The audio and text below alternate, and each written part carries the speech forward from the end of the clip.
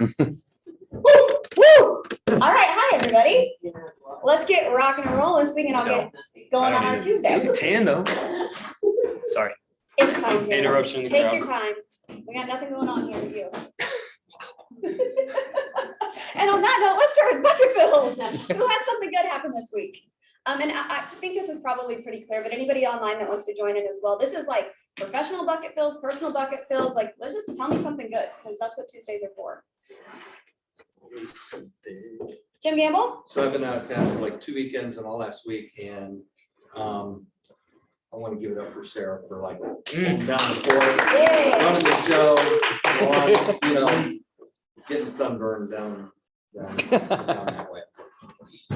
Listen, that's a big deal though. Like, this was my first year in leadership that I was actually able to go. I've always been the one back at home holding down the fort, and it's, I don't know how you felt, but you get back and you're like, well, hope you had a good time, because like, you're welcome. So it's a huge bucket fill. Shout out to everybody on the team who stayed, and hopefully you can bring all that knowledge back and start spring off right. I'll piggyback on that. I would shout out virtually to my coworker, colleague, holding down the fort in the corner over there as well. Yeah, it's a big deal. Those are important people. Anybody else have anything good?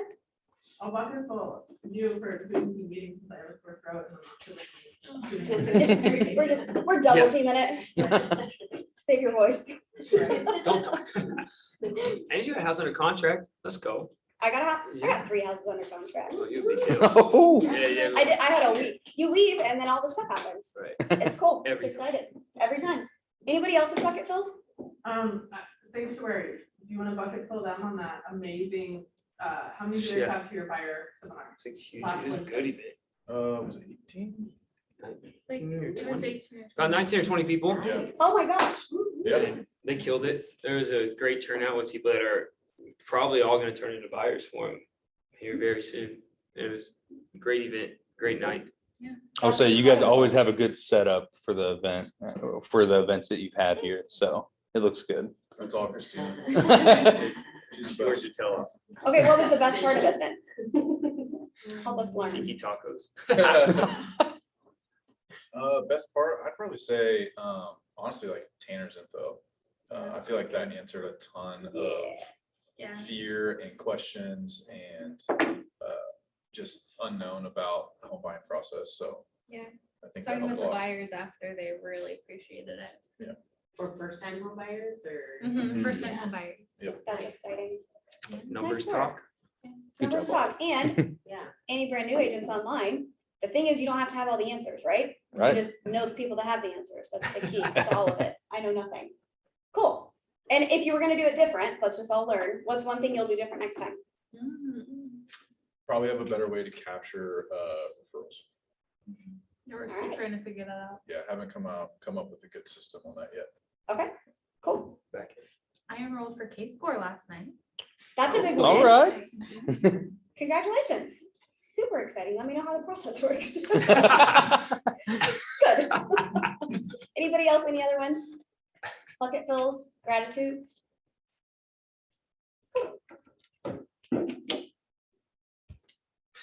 I don't know what to point out. You're good. Oh, did I go one too many? Yeah. Birthdays. Happy birthday, Madison, Tanner, Kylie, Kylie. Kaylee. What's Maddie's birthday? Yeah. Happy birthday. Everybody wish her happy That's birthday on amazing. Facebook page. You should celebrate all month long, because that's the way you do it. Okay, so big news in February, we added Min Dang and Gloria Jackson. Super exciting. Welcome, ladies. Ladies And gentlemen. and gentlemen. Ladies and gentlemen. All right. Courtney, get it, girl.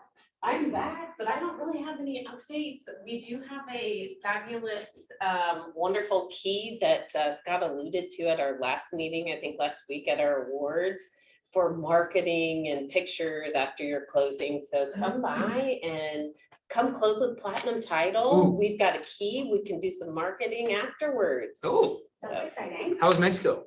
It was Good good. 10. Needed a Yeah, break. yes. What was the best part of Mexico? You can't go and not tell us what the best part of Mexico was. I'm just relaxing. And all the cocktails and all the good food. And, you know, Mhm. So I'm listening to a book, don't ask me what the name of it is because it just plays. But one of the things that this chapter just talked about on the way into team meeting today was that you can never actually connect with what's going on if you don't disconnect. I was like, oh, I think I can remember that. Yeah, so good job disconnecting. It sounds like ruthless elimination of herd. It's not, but that's on my list. That's a great one. That's a good one. Is it really good? Yes. It's on my list. You ready to be challenged? Okay. Heartland Partners Home and Auto, our sponsor, they really are amazing. They saved us, we just had them quote one of our rentals. They saved us like $150, like a month on what somebody else quoted it. It's a lot of money. So definitely quote it. Also, if you're not re-quoting your own insurance, you should be doing that at least once a year. Multiple quotes, everybody needs the same information. So you put it all in an email, send it out and save some money because all of those rates change every single year. So you should be having your clients do that as well. I'm all about saving dollars. All right, Tanner, Oh, now you can talk. no good. I have a problem. I don't like talking. Just saying that. It is a great cup, yeah. Hey, guys, I don't have much either today, but wanted to get on as we have been talking about rates almost every week. You like how you adjusted it? Because I was. Is that why? Is I'd that be why you like this. adjusted it, Tanner? Yeah, be like this. So I just want to hit on rates real quick. As you can see in this graph, unfortunately, Russia invaded Ukraine as we've been talking about. And as you can see here, it's actually a lot higher now than even this morning.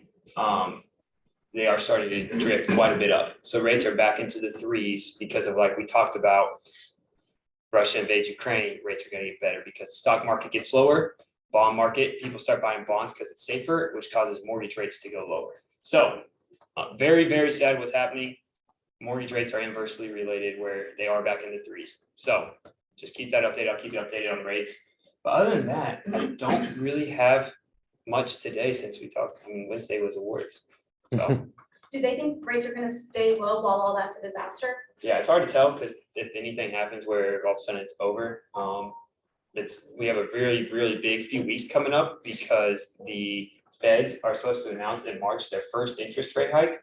However, they're announcing that it may be pushed back because of all this. So if that gets pushed back, rates could continue to climb or get better. But if they come out and say that they are going to start buying down interest rates, which they said they are, then rates would probably freeze or get worse back to those floors. Because they're supposed to be getting higher. Only thing that happened was war, which caused it not to be. Does that make sense? Yeah. So I'll keep you posted. The feds are meeting. They're supposed to announce, like I said, mid-March is when they're supposed to announce if they're gonna buy interest rates starting now or later. And if they start buying now, then it will, obviously rates will get worse. But if they don't buy and they push it back, then rates will probably stay in the threes or get better. So Interesting. we'll just have to see. Keep up. Hopefully they do in war though, so. Well, they just took Boone's black belt away. The National Boxing Association. So he's probably almost done. Fun note. Wow, okay. That's all I I got. really like all the memes. Are you ready? No, go for it. You can go on. Okay, well, we'll see. So everybody just got back from family reunion. How was it? So much fun. There were 11,000 people there. It was nutty. 7,582 apparently participated online. And they raised over $50,000. So super exciting. And it felt so good, it says. Family reunion and rewind. Can we push play on that? You can, no, I think that the idea on it is that they've got it for you, if you are a virtual attendee, you've got access to all the platform and all of the things until April 25th. Okay. I feel like I need to see Don't- it And so I if you can want see it. to, go ahead. Do you still have the access to it if you went in person? Yes, it's on the website, so the same way, or the app, you can sign in and watch everything and then download it in the presentation. Cool. Does anybody have access to it? Except Jim who went. I have it if you want to get on and watch some of the sessions. I know I can't listen. All right, so vision talk. This is not a video, right? Correct. No, it's Okay. just- Slides. It's just the replay of. Oh, cool. How were the sessions? The sessions were really good. So like they said, they shrunk down the pool of people who were speaking. And what they did differently this year is it was like real people. So sometimes they get these big mega agents on stage that sell thousands of houses. And it's not really relatable to people. This year, they had really strategic people on stage speaking about exactly what they're doing in their business, what's different this year than what they did last year. And I've heard nothing but really great feedback from people. So, yeah, it was really good. I think everybody that went was impacted. They've got this guy that keeps coming across the screen. One of the things that Keller Williams is doing is really trying to segment the market and giving people specialties. So we have an amazing VA segment now. Also, the luxury division was a really big deal. You can kind of tell the luxury agents, people that were branding themselves that way. Not that we don't all like to sell nice houses, but for the people who that's their sphere and that's their client base, that was a really big deal for them to be able to come in and feel like they had a place. Did you see that as well? Yes. Yeah, it's cool to see people start specializing, and then as you're connecting with people around the nation, that's where those referrals start coming. So there's a farm and land one now, which is really, really cool.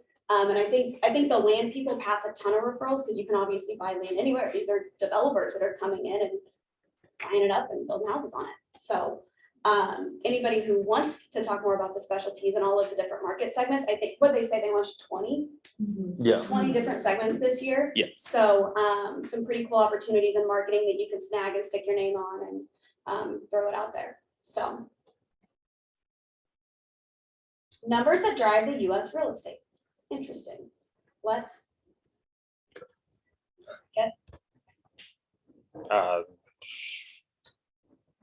That's it. That's the next slide. Is that what you're going to? sure. Okay.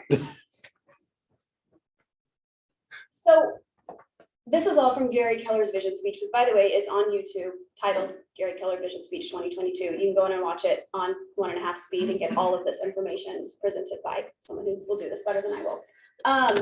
But some of the most interesting parts of these slides that we're about to look through are how you can use them to talk with your clients and to advertise and brand yourself as like the economist of choice. So what I'd like to do is maybe talk about these slides and then talk about how we can use them. Because if you're doing this correctly, there's, I don't know, I bet there's 40 slides on here. We're not going to go through all of them right now. But if you were to take one slide a week and talk about it to your friends and family on social media, send it out in an email, you get all of this content that they're going to appreciate.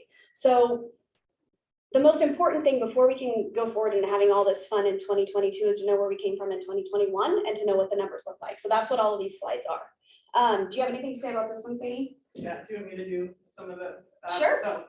Go as till you can can't see- go anymore. Yeah, I'm gonna just, I'll just Tell me when you're ready. Yeah, you get the microphone. I'm gonna make sure it's slightly closer. I'm not scared of you. I am, I don't wanna get really sick. This is not- So sales are gonna, projections for 2022 guys, is that they are gonna fall off some. They, from where they were, so it's 6.1 million in 2021, and 2022 is projected to have 5.9. Moving to the next one. Oh, wait, hang on. Something that I thought was really cool that you Yeah. talked about. So the reason that this is color branded is because obviously this was like the biggest rise that we've ever had in real estate. That was from 2002 to 2006. And what they projected now is if we hit the volume that we're supposed to hit next year, we're still at the top of the market. So at some point, they're not saying it's going to crash immediately. They're just saying, hey, what goes up must come down. And we have now officially met the highest that the market has ever been for the longest that the market has ever been. So use your discretion and be smart about it and know that this year is it. Now we'll see what the peak really looks like. Megan, I second Rebecca saying that Gary Keller does a much better job of explaining stuff than the two of us could. So taking the time to listen to it and your elevator speeches and your little pieces off of that would be very beneficial. So this is the average median home price in thousands. It's going to continue to grow in 2022. It's projected to grow additionally over what it was. Our average sales prices are going to continue to grow. And this was one of my favorite ones. I took a bunch of notes whenever he was talking about this. The yellow line is the trend line. So if you take all the averages from the last 30 years and follow it all the way up, what's really interesting is back in the Great Recession, they thought that we may never bounce back. People were being foreclosed on like crazy, and that could have just been the end of it. And when you look now over the last 10, 15 years, this trend line, I don't know if you can read it. If we were to have followed the 4% appreciation, which is what is average in the United States housing market, solid 4% over the last 30 years, the average median sales price would be $343,000. It feels like we are at the very top of the market because we are, and we've been up and down and up and down. But what's interesting is we're only about 5% over where we would have been at a steady 4% increase. Does that make sense? So while it seems like crazy because we've experienced 17% inflation over the last couple of years, we're really right on trend. That's actually good to share with your buyers. It's amazing to share with your buyers. Yeah. Yep, so we're just 5% above what it would have been at 4%. Does that make sense to everybody? I thought that was cool. This is just going into continuing the inventory dropping, and the balance market is at 6 months of inventory, so we are continuing to drop. So again, talking to your buyers, there's no burst, there's not gonna be a time where all of a sudden more houses are gonna flood, like we are continuing to have less and less inventory, so continue to be aggressive and such. There's not gonna be where next year is gonna be the better year to buy, because there'll be more houses. Month supply, this is just breaking it down, so comparing over months from 2020 to 2021. As we know what happened with COVID and such, but we're trending kind of where we were last year, guys. So going into 2022, look at that purple line in January, February, March. And we are again, it is gonna be just as competitive, I would say, and such. One of the things I like that he talked about this, it was like the head economist, I don't remember his name, the guy with dark hair, Kelly Williams, head economist. I don't know. Okay. He talked about the fact that like the orange 2022, where you're up to like 4.5 months of inventory, that's when nobody had jobs. It was the greatest job loss in the history of America. And still, we never got out of the buyer's market, or we never got out of the seller's market. You're still just at four months of inventory. So again, for your buyers who are like, I'm waiting, unless we're gonna lose 70% of jobs instead of 40% of jobs this time. Now, do you understand how this is like, and whenever Gary's telling it, I thought it was really interesting. We got done and Matt leaned over and he was like, you realize he's just presenting this to us the way that we should be presenting this to our clients. So it's the same thing. You can get online and preach this from the mountains. Don't wait. Sellers don't wait, because your sellers turn into buyers and there's still only a month of inventory. So it's good to know all of it. Tanner, you want to take that slide? Yeah. No, go ahead. Yeah. I feel like you did a better job with that than we could have. And he continues to go through and talk about how affordability, so as you can see, like, although it's still the long-term average would be 2023, we're at 16. So interest rates are helping a little bit with those going up, and our average sales price, but again, this is one I probably can't speak to as much. Did I understand this as like the 16% is like a percentage of your monthly income going towards your mortgage? MCA? Yes, Did I that is understand that correct. correctly? Yes. Okay, so what, and I just rewatched this morning, so don't think I'm actually remembering this from a week ago. Okay. Maybe I shouldn't have said that. One of the things that he talked about that I thought was really interesting is this is all buyers are at 16%. So 16% of your monthly income on average in the United States is going towards your mortgage payment. What's interesting is whenever they did it for first time home buyers, they're all the way up to 25%. And one of the reasons that that's so hard is because your first time home buyers also just came out of college with all this debt.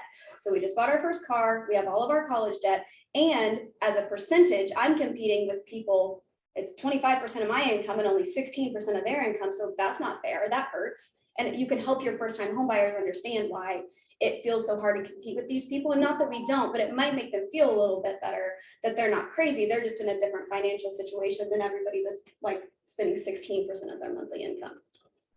Yes, make sense? Cool.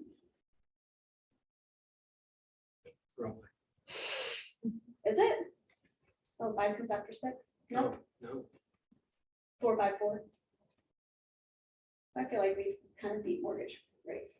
Yeah, I don't understand. Okay, we can keep going. We'll keep this on here too.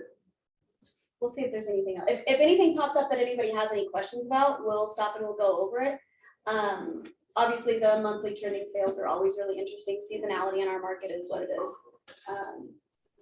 One of the things, and I guess we're past this situation now, but whenever you're talking with people going into the winter market to explain seasonality to your sellers, of the fact that there's nothing on the market and we're gonna have the corner on it, you're gonna be the only one in the neighborhood for sale. I think you can still use that right now. As far as a pitch, if you're trying to get people to list, let's test the market. Let's see what it looks like. You're the only one for sale. Yes, we can list a little bit higher. Those are all conversations that you can have talking about the monthly sales, if that makes sense.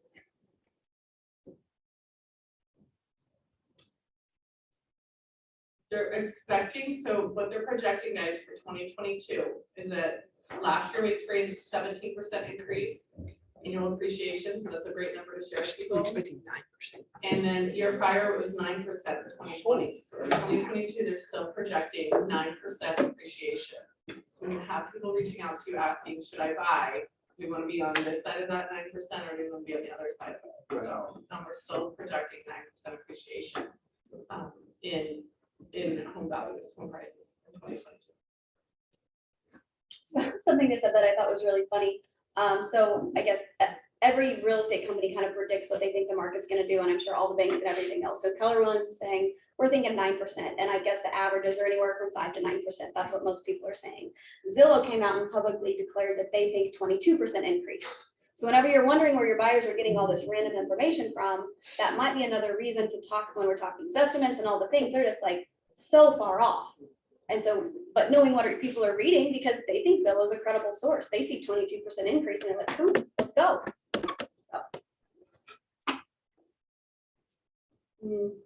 This one we can go through and I would please speak up, Rebecca. I was gonna say Rebecca's not talking about the US economy, just Yeah. houses. I would listen to though, he says GDP, normally, his take on it is interesting. I want to go to the next one on unemployment. Because it shows how much it's dropped and readjusted. So previously, you can see that it's kind of gradually gone back down, but we jumped in 2020 to 8.1 and we're already back down at 5.4. So, and there's plenty, I can't tell you the number of times we've heard them say, there are so many job recs open right now. So if you go to the next one, it talks about monthly, it shows it on a monthly breakdown of things. And we're already down even lower by end of January 2022. But I mean, right now, obviously, like everybody is looking for and trying to hire, and hiring has never been harder across multiple different industries. So I thought that was very interesting.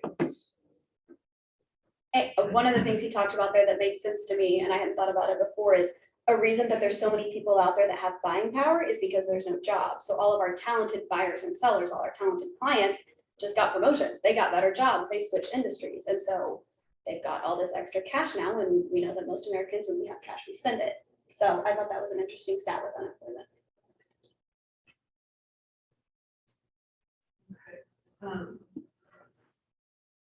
Oh, yeah, right. Inflation, yuck. Yeah. Go to the next one. I think the one income by sector is an interesting one, especially looking at it over the last couple of years. And when we looked at it previously, that retail had been hit really hard, retail had been hit hard and some of the different, in like hotel industries and such, but this is always kind of very interesting. So the orange is gonna be year-over-year growth of 2020, purple 2021, and then January 2022 wages. So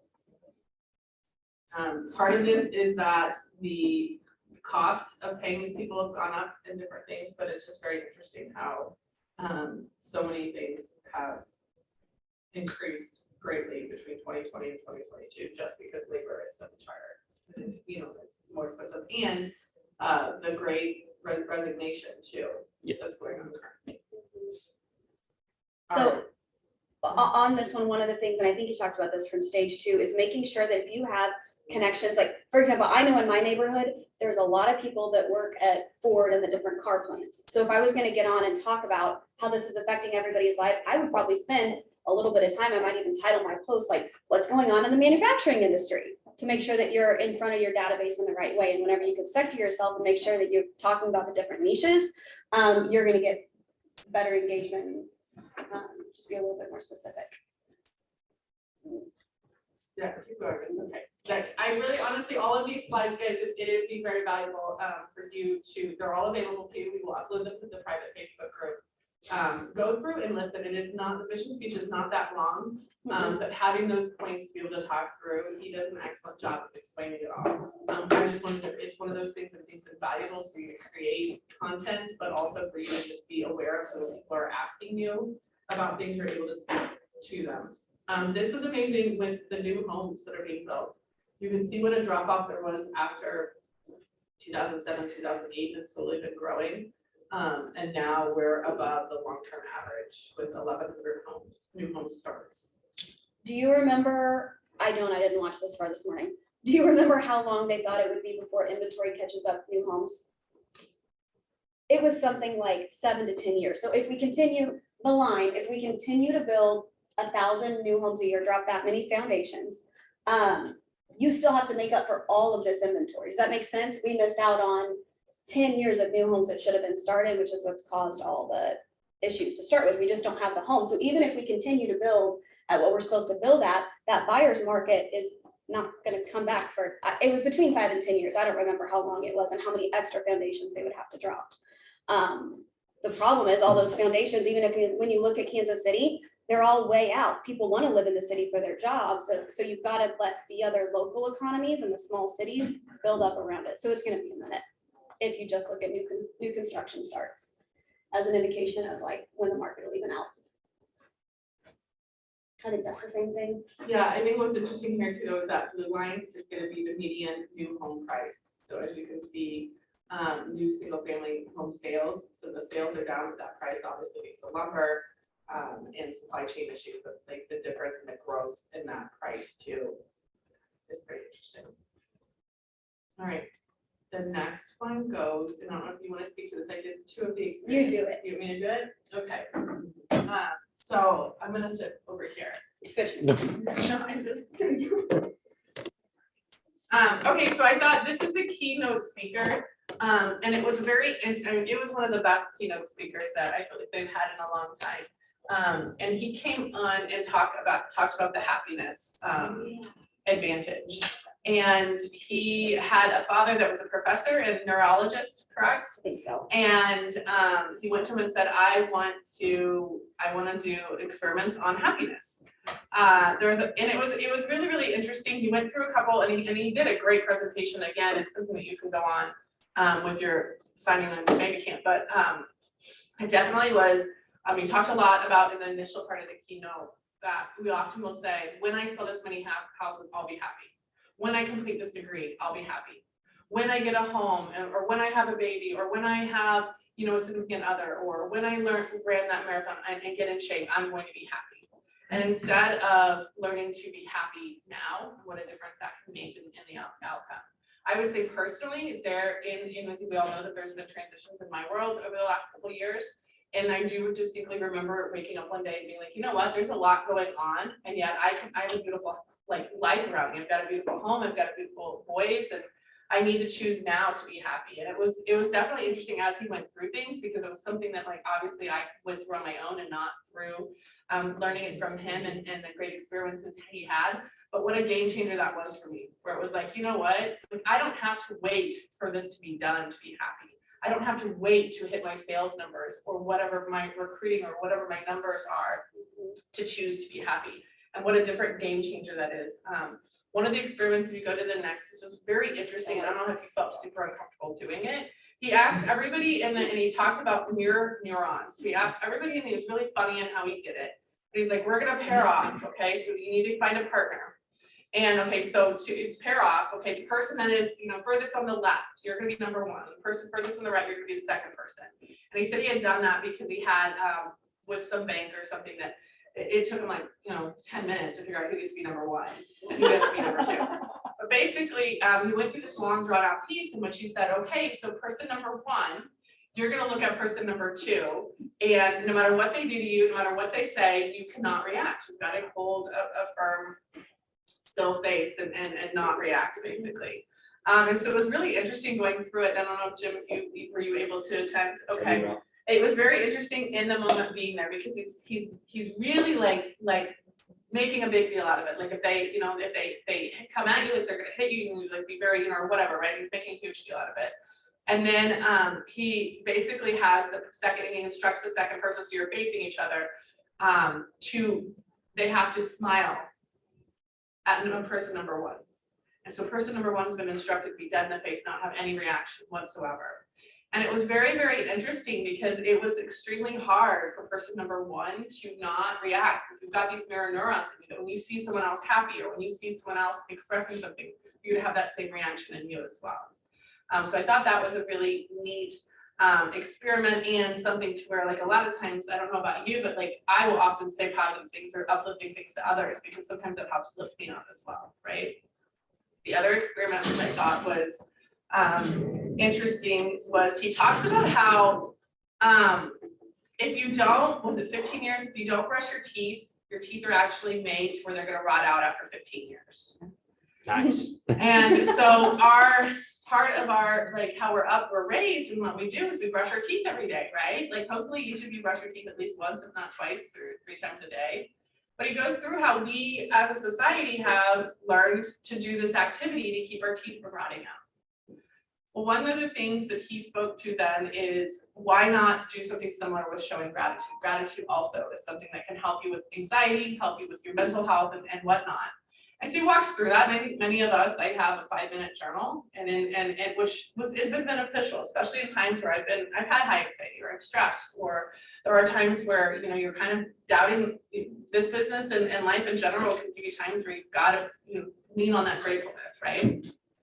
Difference being is he made a point to make it clear that not only are you saying 3 things that you're grateful for every day, but it has to be something 3 things that you're grateful for that happened in the last 24 hours. So it has to be something different.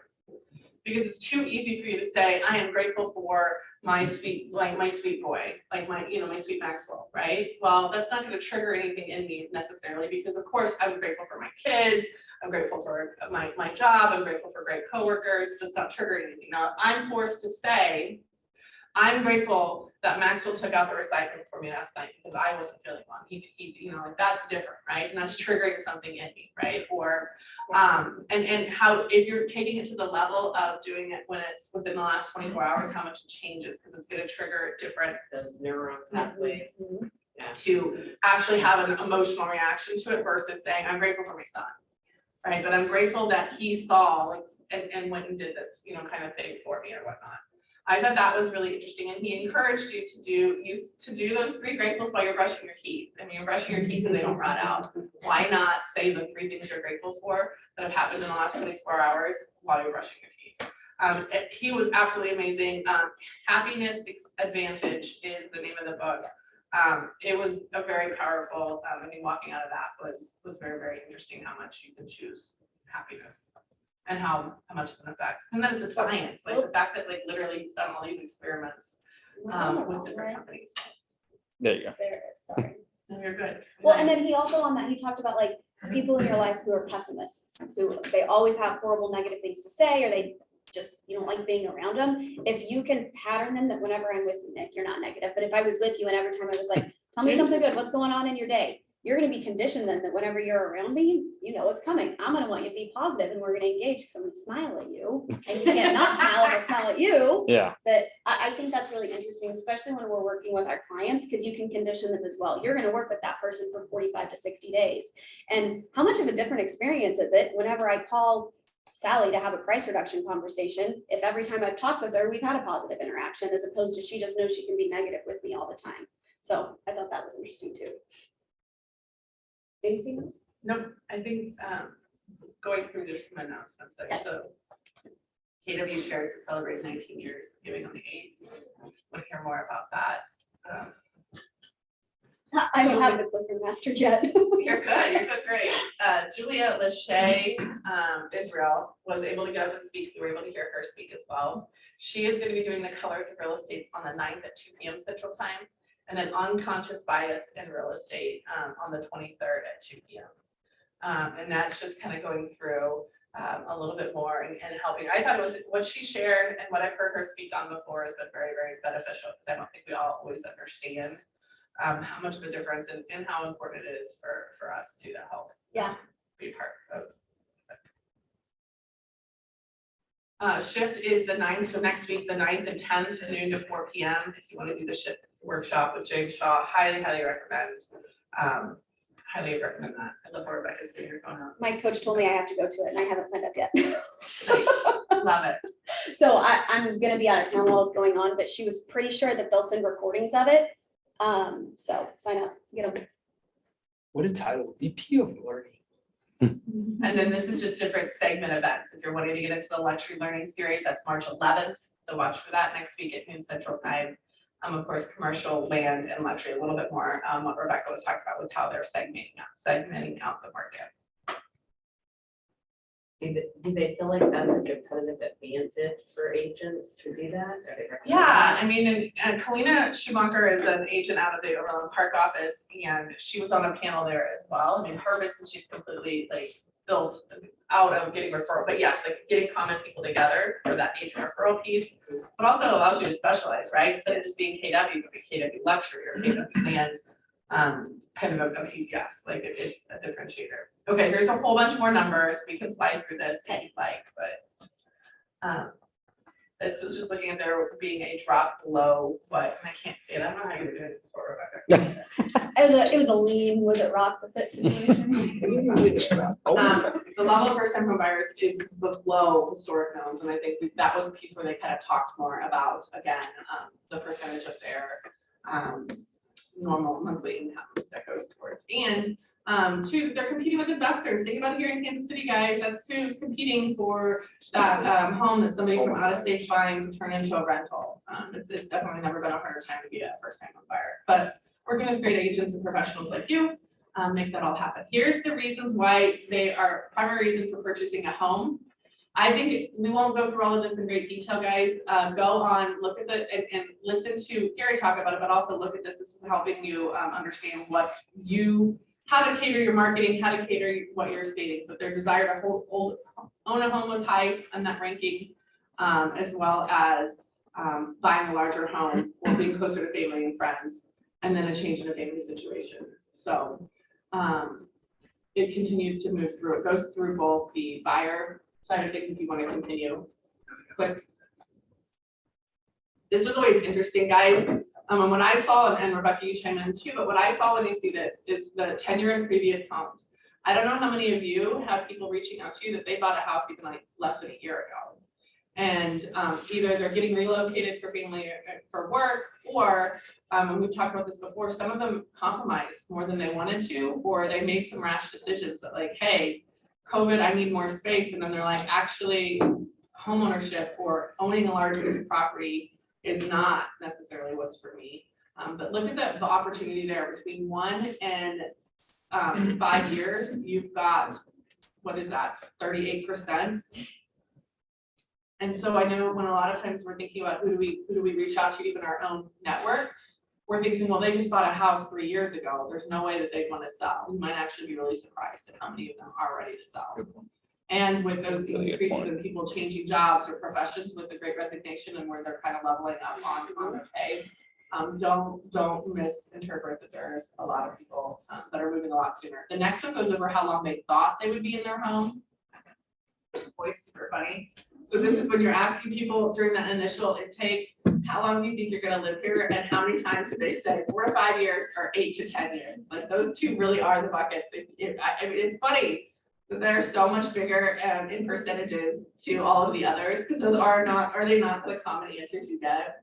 Like either 4 to 5 years or like until the kids graduate high school. And then you're like, okay, yeah. And in reality, like they're calling me 3 years later and they're ready to buy or sell. Well, something that's really interesting about this one, I experienced it personally. So my buyers that Tanner just put under contract for me, she sent me a Facebook message and said, hey, I hope you don't think this is weird and don't judge us, but we might be ready to move. We just had OfferPad make us a great offer on our house. So shame on Rebecca for not being in touch with my database that just bought, I don't know, a year and a half ago. But I think if I would have been preaching that, hey, you're not weird, 34% of people want to sell after just 3 years, and talking about that before, she let OfferPad make her an offer, and thank goodness we found a place and all that worked out. But I think talking about those things in front of people and getting ahead of it is huge, because they feel weird, they feel embarrassed, like, oh, we shouldn't be doing this. We told you we were gonna be here forever. This was our retirement home, and it wasn't, so. Oh, that was it. Well, the amount of people that are able to make a significant amount of money, if prices have increased, what did we see, 18% and 9% the year before? So if the value of their home's gone up 27%, their ability to cash in on that is not something that leads to it too, right? That's the story that we say giving them permission is by all means good.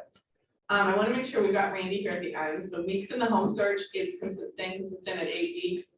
So it looks like it's dropping, guys, and how much time it's taking. Like I think he giggled and said like how many offers are right those 8 weeks too. Yeah, right. And then this is the first step in buying, so it is looking for properties online and then contacting a real estate agent, where people start in looking for, and then I got information on the buying process. So that is also something that I think if you're looking for content or for it to be driving interest for people, that would be a place. Big no for marketing.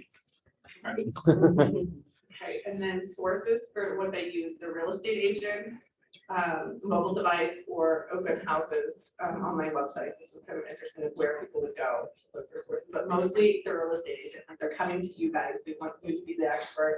They're not trying to interpret these things themselves, especially in such a crazy, confusing market.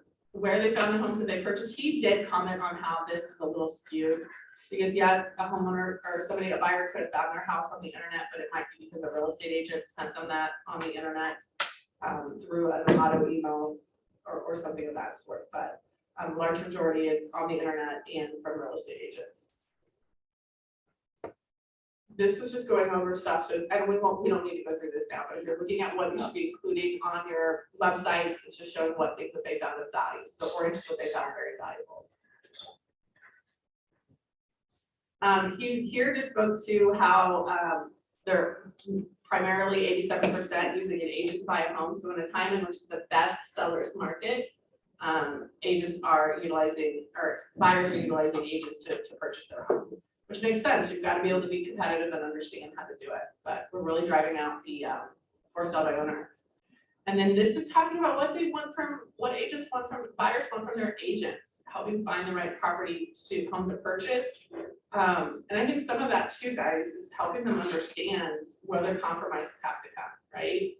And what can be, you know, what compromises need to be made in this market. Nobody, like, this is a time in which I don't know if you would agree, Rebecca, with the buyers you work with, but that, like, you're not gonna get all 10 things, and you've got to be willing to be okay with a little give, and like, what can we do to make up for that? But Were you on script call, Candace, whenever Charlie Gomez was talking about how he explains that to his people with the tool belt? I thought this was so cool. So he had a script, and we just were having him do his buyer's role play.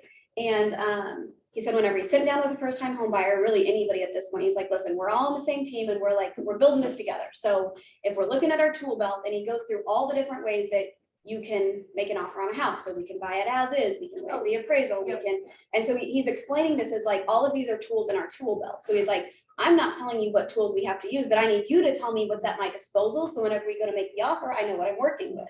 And so I think that's really helpful whenever you're doing your buyer's consultation, help people understand, I'm not gonna force you to do anything, but like, let me know what I'm working with. What tools can I pull out and use? And one of them is a great lender.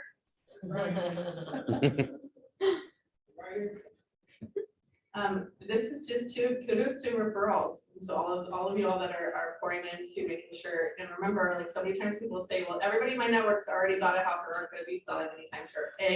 Go back to the slide about how often people, you know, sell when they weren't expecting to. And then B, note that referral by all means is a benefit too. So that was just very interesting that they used it, referral, and then past clients were the top two. This talks about how many buyer interviews. So how many agents do buyers interview? 73% only talk to one agent. And that was very, very interesting. So your conversion rate, if you're like to really hone down on converting, that was interesting. And then honesty and experience, reputation were the top three on what the important factors were for buyers in their agent. This was interesting, as at home as a financial investment, 50% thought it was real estate was a better investment than stock. And 35% thought just about as good, and then 50% not as good as stock. So just an interesting way of how perceive real estate.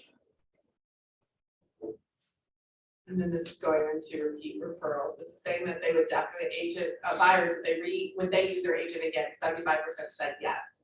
15% said probably in 2020. So it's staying consistent that you've got to stay in contact with your people. So taking the time to invest in past clients is important for the agents that have been in the business for a while. And then I think opportunity lies, guys, in the percentage that are in that purple, blue. So there's 24% or I'm sorry, 25% of, I mean, that's a fourth of the buyers out there that have purchased a home that you could go capture as clients. Not to mention of the 75% who don't get state, who aren't like in contact with their previous agent, so even though they would use them, that's opportunity. And then this is just going through satisfactory rates. I think it's great if you guys want to review on your own time. And then how they found their agents, again, referrals when it comes to sellers found their agents, listing agents. So they used the agent previously, and then referrals. So we were at 58%, 68%. Thank you, Jim. Thank you. 68% referral or previous clients. And that's a really cool call to your database too, is like, hey, Jordan, thanks for buying a house with me last year. I just learned that actually 40% of buyers are looking for a referral agent. So if you would refer me all of your friends and family, like 40% of them are gonna use me. So that would be great. And are wanting that. They want that. 40% of your friends and family want somebody that they worked with. Okay, this gives you guys any comfort. Typically, sellers only interview one agent.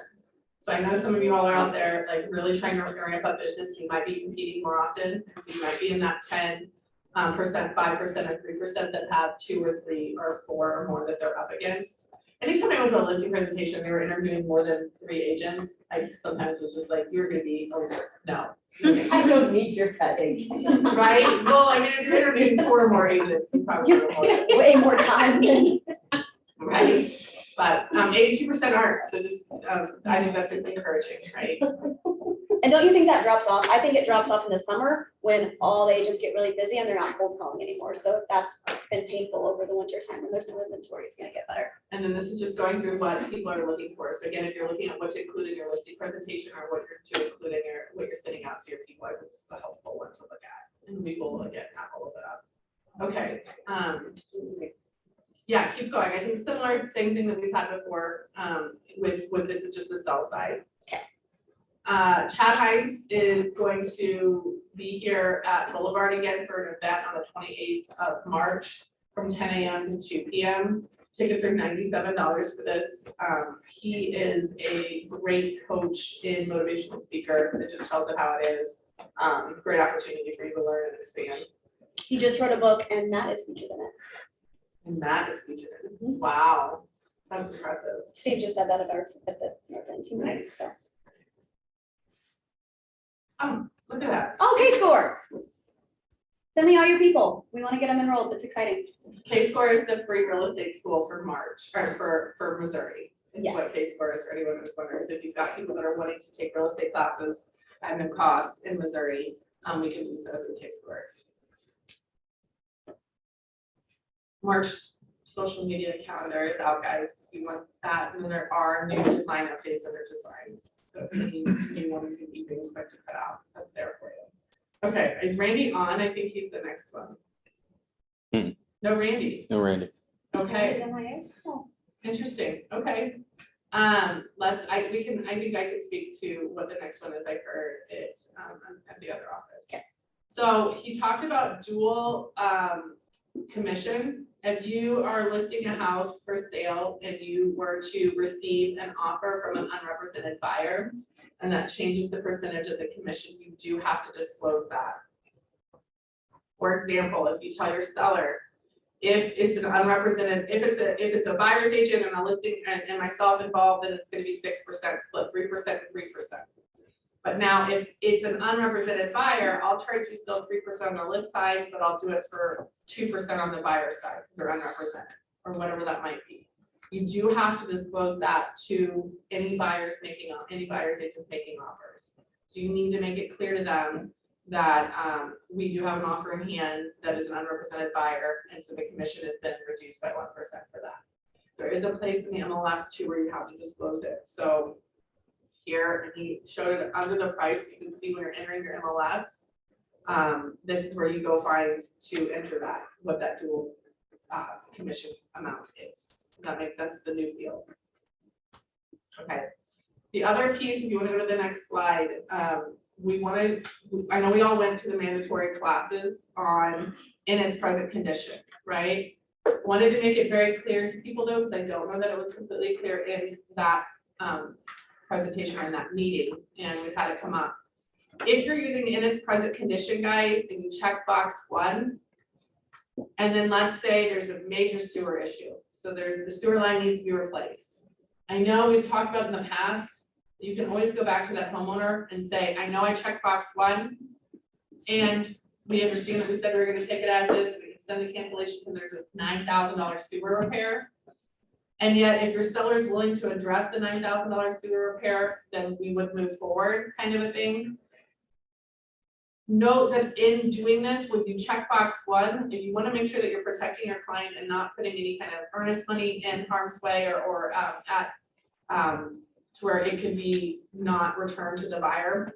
You have, when you check box 1, at the end of your inspection period, you can either send over a cancellation or send over an amendment. There is not any sending over a resolution or an inspection notice. Does that make sense? The cancellation or an amendment. If you send over an inspection notice or a resolution, you could be forfeiting your client's earnest money because, and or if you're outside of the inspection period, your client's saying they're gonna buy it. Does that make sense? I don't think that was completely clear in the training before. If you've got any questions, it's such a scary form. It's one in which you really need to be confident and comfortable as you're advising people. If you've got any questions, you're still in your inspection period, you can check box 1, take the time to reach out to Randy for clarification, but we're either a cancellation or an amendment, not an inspection notice and a resolution, we check box 1. I mean, if you do that, if you actually do what she tells you not to do you know how stupid you look? I mean, honestly, you don't have the right to do it. And people do it and it's like. Are you you saying lose- asking No, for if repairs? if you send a resolution and the contract does not give you the right to send a notice and a resolution, other than to cancel, you look like an idiot because you obviously don't know what you're doing because the contract doesn't let you And I do think, that. and to be So clear, my, but people do it. yes, but it's also where it's been a changing thing, like this is where, that's where we're trying to make sure that people are aware, because it's been confusing in the past. What you're able to do and what you're not able to do, so that's why we're just wanting to make it clear, because I think in the past, it's been the thought that we can send over a resolution. Note that it's not common practice, we don't want to coach our people to do something like that, but yes, we want to make sure that you're in a position that you're protecting your clients. You never want to have to make the phone call of like, okay, yeah, now we're not getting the earnest money back because we can't do this, but yeah, these forms are ever changing, guys. I don't know about you, but I really love new box 1 or old box 1, kind of a thing too, but just wanted to clarify on that piece. So. Any questions on that? Thank you. No. Ask Jim, he's really passionate. Just be credible. I mean, And that's what Randy's here for, and ask questions by all means. There's a lot of different things on the forms and such, and I know Randy's a great resource for that. Chris Fosgate's an assistant broker, a great resource for any of those questions that you've got. To make sure that you're doing this correctly. And a lot of times we are intending to do things correctly. I know, working with some new agents right now, everyone's a little freaked out that it's a contractual thing, right? And there are a lot of little details like that. That's just. Excellent. All right, well, thank you, Rebecca, I appreciate it. Feel better. It's gonna be great. It's gonna be so good. So good. So good. Like work, like it's never happened before where I could touch it. I think it's strep. Why do people keep using that word? Like,